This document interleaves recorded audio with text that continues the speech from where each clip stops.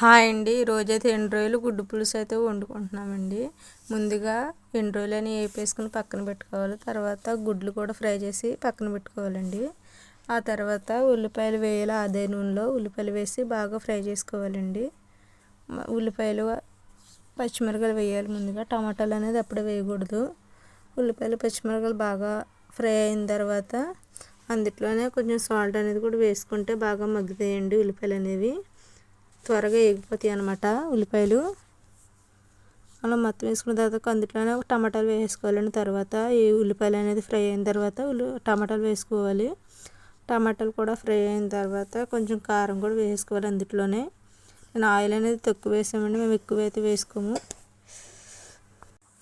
కారం కూడా వేసుకుని కొద్దిసేపు అయితే మగ్గనివ్వాలండి. అలాగా మగ్గనిచ్చిన తర్వాత అందులో ఎగ్స్ అనేది వేసేసుకోవడం, వాటర్ వేయకుండా.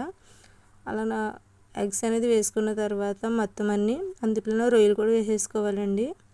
రొయ్యలు వేపుకొని పక్కనైతే పెట్టుకుంటాం కదా, అవి కూడా అందులో వేసేసుకొని కొంచెం కొత్తిమీర కూడా వేసుకోవాలండి. ఫ్లేవర్ అనేది బాగుంటుంది. కొత్తిమీర వేసుకున్న తర్వాత అందులోనే కొన్ని వాటర్ అనేది వేసేసుకోవాలి. కొంచెం అయితే సరిపోతాయండి. ఉల్లిపాయలు అనేది బాగా ఫ్రై అయిపోయినాయి కదా.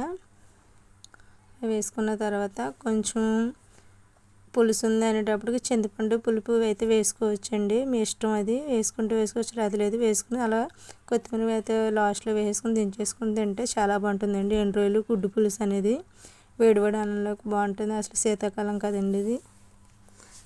నచ్చితే లైక్ చేయండి, సబ్స్క్రైబ్ చేసుకోండి.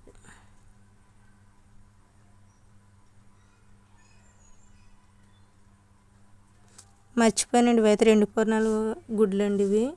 అదిగో చూసారు ఎంత పెద్దగా ఉందో.